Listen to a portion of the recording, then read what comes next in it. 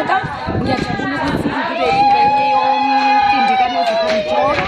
Ngiyamfisela usuku lwakhe oluhle ngalolu suku lanamhlanje lomshado wakhe wesiZulu. Engathi inkosi ibingamgcina emzini wakhe, ahlale kahle kuze kube ingunaphakade, alandele iy'fungo lezi kade yifungwa. Ngiyabonga.